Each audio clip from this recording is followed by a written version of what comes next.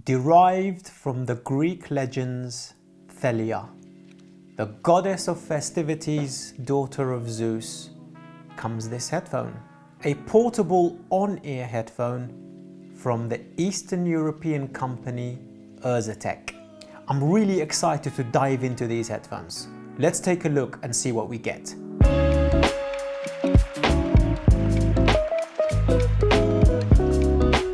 First and foremost, a very special thank you to Erzetich for reaching out to us and sending us this unit for review. I personally had not heard of this boutique headphone manufacturer myself, and I was intrigued by the approach they take to headphones, which is basically handcrafted, very much in reminiscent of the ZMF line of headphones, where a few individuals come together because they love the hobby, because they have a passion for the hobby, and they want to create a product.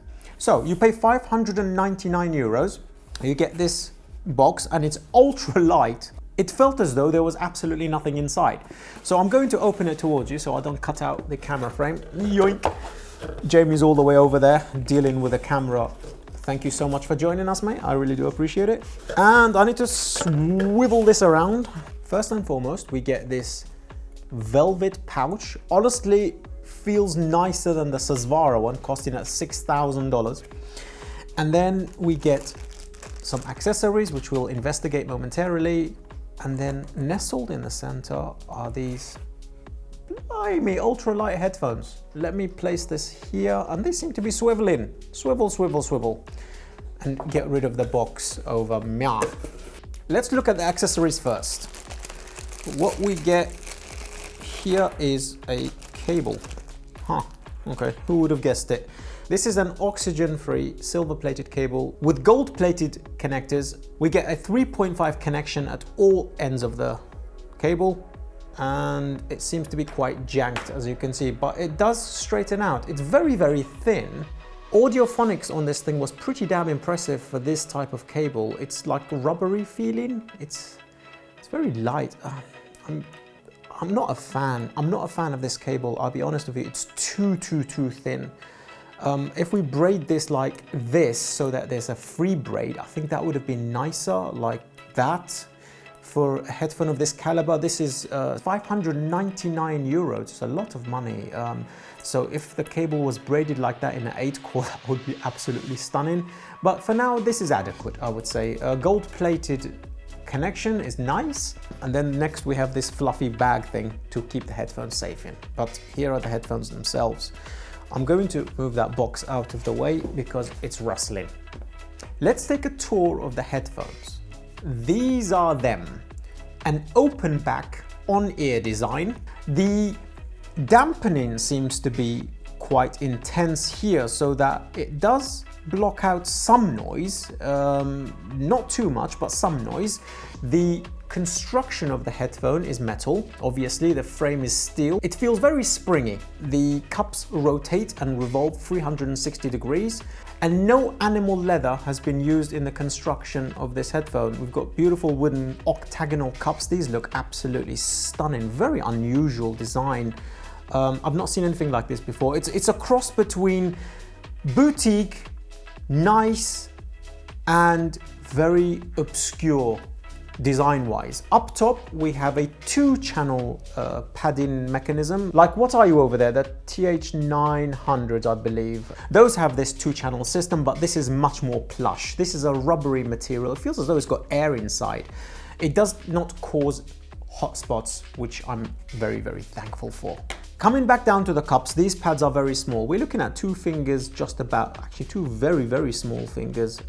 It's very stiff until it breaks in. And when it's broken in, you've got some plushness here. I mean, it's quite deep, it's not too bad, but it's so small, it does cause fatigue because it's pushing on your ear like this a little bit. Clamp is not too bad at all. And your outside environment, it's completely open. I mean, these are open backs for on the go. You know who you are if you want an open back on-ear headphone on the go, basically to let atmospheric sounds in so that you're safe. Basically, that's what they state on the website in urban environments. I do have a few gripes, obviously, which we will discuss in the caveat section, but I'm going to bring one up now. These screws here tighten the cups to the headband, and they seem to loosen up on a regular basis, and I have to tighten it. I've got a feeling that one day these are just going to bounce off the floor, which will be very sad because they're really nicely constructed. ZMF VC had the same issue where there was no fastening underneath the screw, and it felt as though those cups could just fly off. My next gripe is the adjustment mechanism for the adjustability of the headband. It's like this, but you have to loosen this screw here, and then you can adjust the headband according to your size. This is quite a small headphone. Very large heads, I think, would have a little problem actually wearing this, but for my head shape it was perfect with some adjustment. Now this adjustment can't be done on the fly, obviously, due to that reason. So in the next iteration, I want a proper ratchety design that clicks up and down, or a smooth up and down like the CMA Lyric over there. I think that covers the headphones. Oh yeah, and here are the jack entries. 3.5, they are almost sort of sticking out of the cups, which basically means third-party cables are not a problem. Wonderful. That's the hardware of this headphone. By the way, it's 270 grams. Let's discuss some of the specifications. This unit has a 40mm titanium driver headphone.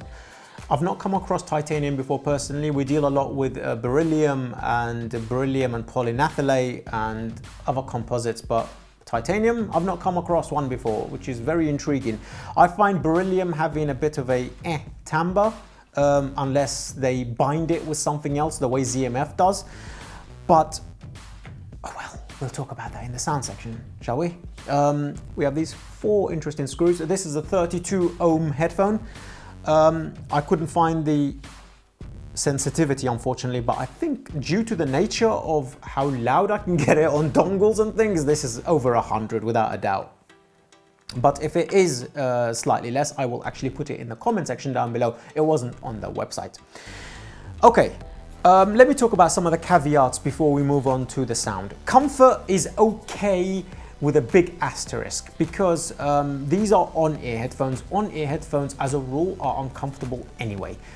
They sort of place themselves within your ear here like this, and they provide a little pressure, and that is fatiguing over time. And if you're wearing glasses, it has a tendency to push your ear next to the arm of the glasses, and that could be fatiguing. Second problem with this headphone, and I know why they've done this, is the stiffness and the size of the pads. I want bigger pads, I want plusher pads. But having a stiff consistency like this, the same applies to the Audeze LCD5, is that you tend to get an overall more balanced, a more cohesive and formed sound. Because of the stiffness of the pads, it tends to seal pretty much the same way on everybody's heads, unlike the CRBN, for example, from Audeze, the electrostatics, that has pads that's almost like 2 inches thick, and every head shape is going to create a different contour in the pad, obviously creating different reflections within the pads themselves. And my second gripe is, that's the comfort obviously, is how loose these screws tend to get, unfortunately, over time, and you constantly have to do this and tighten it. I want a little more better tolerances, I think, but because the materials are fantastic. I mean, the headphone cups revolve 360 degrees, so you can do 180 this way and that way and spin it all the way around if you want to. And not only that, they tilt forward and back as well. And as you can see, they sort of go up and back and up, so you can get a perfect seal on any shaped head. But I want a bit more plushness on my ears rather than this stiff material. Maybe for the next iteration. This is faux leather as well, by the way. But these do break in. I just want bigger pads and more plush pads. A minor thing, you can purchase this unit in 3 separate stylings of wood: Thalia, linden and spruce, with 3 separate colors: dark, light and as dark as you're going to get. So 3 separate shades basically. Also, you will find on the website a couple of other variants of custom artistic ones. I mean, all of these units will look slightly different from each other because they're handmade. No two will be alike, and I love that. It makes it very special in that sense. So it's the same with the ZMF headphones, like no two really are alike, and it's absolutely fantastic for wood headphones. It really does give it some character. So that covers the headphones.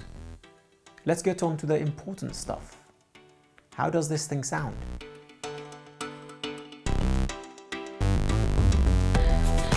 Okay, so the sound characteristics of this headphone is a very strange one.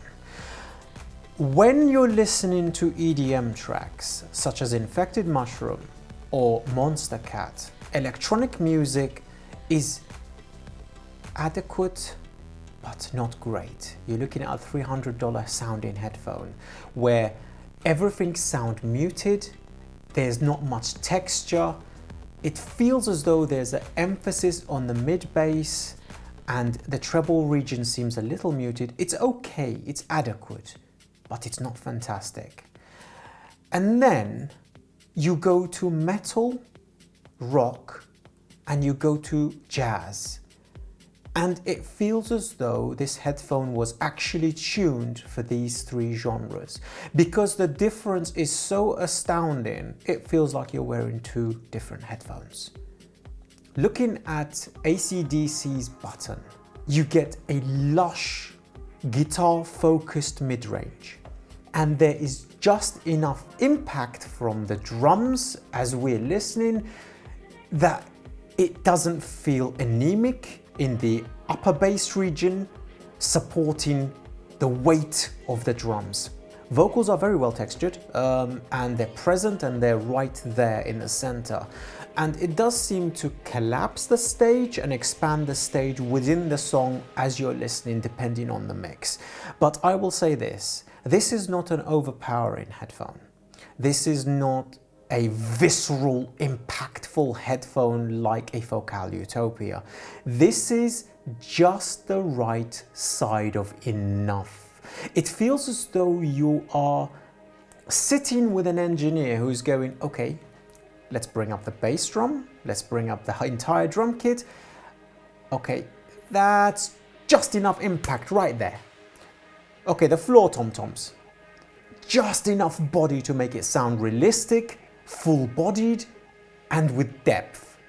And as we change tracks, this acoustic intro here, you can feel the plectrum plucking each string. So there is good enough detail retrieval, and it feels as though it's right up in your face. So the stage for this track is really intimate. One characteristic of the headphone does show itself, which seems to be very realistic sounding, and it's tuned very well. I would say the timbre of this headphone, maybe it's due to the titanium drivers, exceeds a lot of Audeze, which are twice the price. As we rise to the treble region, you never find it fatiguing.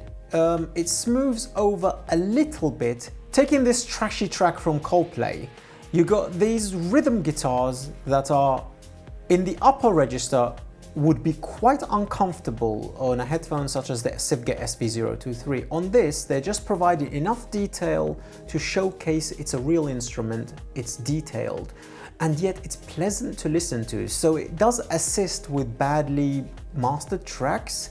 Vocals is very present, again, very well balanced. I think this headphone, in its core and nature, is very, very well balanced. I genuinely enjoy this. Taking this track from Donald Fagen, you've got the Hammond organ, yet you've got air enough around the drums and the Hammond organ that feels as though you are in the little recital place where it's being played. And then the saxophone come in with really good tonal balance, but none of it seems to be overpowering. I think one of the most impressive things about this headphone is its speed and snap and attack. Drumsticks and snare drum sound very, very realistic. and it's ultra quick. Taking a track from Thalia, the GOAT track, is ultra quick, ultra nimble, providing enough depth and visceral impact and tactility for you to enjoy the song, feel as though you're wearing an audiophile headphone, and yet not be overpowered by bass and not be overpowered by certain parts of the frequency response. It's very, very well balanced. I'm really impressed with this.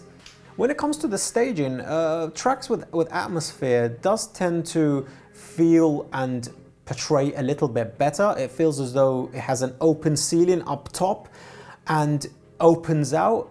For an on-ear, I'm genuinely surprised that this headphone is actually performing the way it is. It's just such a shame for electronic music it's not doing so well. Taking this track, Send Me an Angel from Infected Mushroom.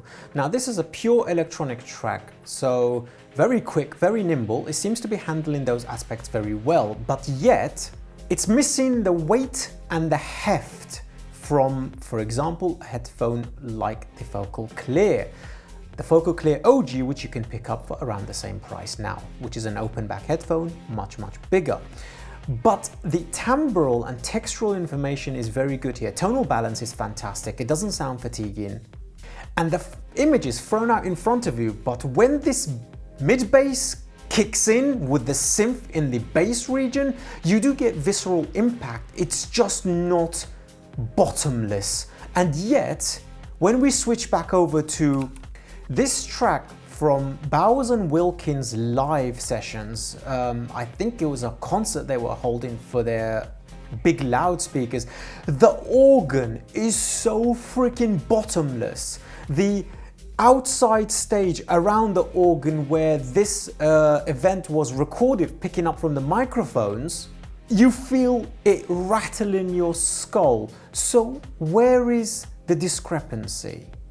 Why is it picking up such incredible tuning and resonances for real instruments, and yet it's having difficulty for electronic? It's really strange. It's one of those strange headphones that genuinely kind of surprised me. But if you're into metal, and if you're into rock, and you're into real music, this unit performs ultra well. If you like good timbre, excellent tonal balance, and a very balanced sound that does not constantly fight for dominance within the frequency response, overpowering bass, far too forward mid-range, or over-exacerbated, over-excited treble region.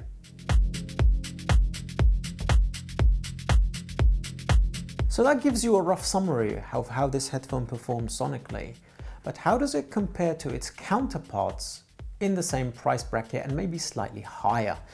Taking a few of the headphones you see behind us as reference, for example, the Sivga SV023, which comes in slightly underneath the price of this one. I think build quality, that's wood, leather and steel as well, is better constructed. It's more comfortable with a head strap, and it's open back as well, and it's more plush. Definitely, I would give build quality to those over this.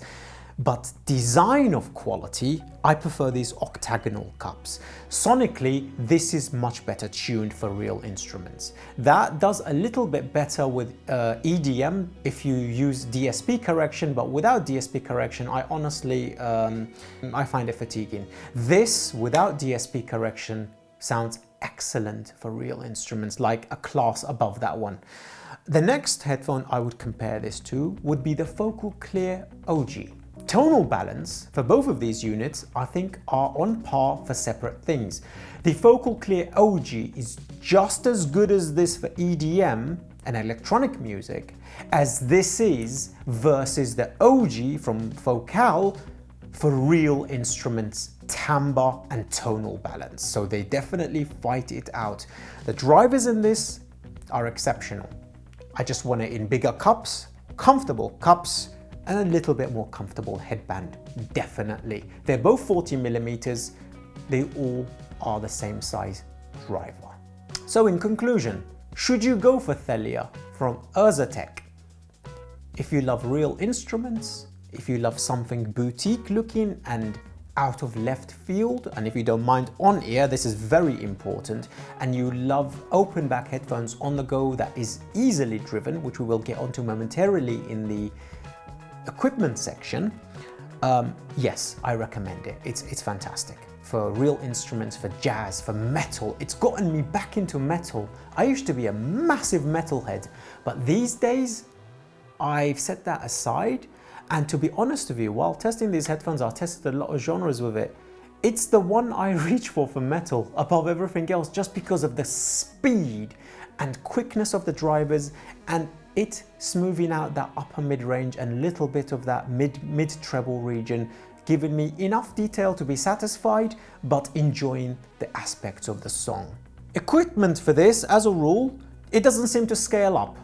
It seems to sound the same pretty much everywhere. So I just went from the CMA 15, the flagship from Q-Style, absolutely incredible, to the CMA M15 dongle, the IFI Diablo, and the Mojo 2. And performance seems to be the same everywhere.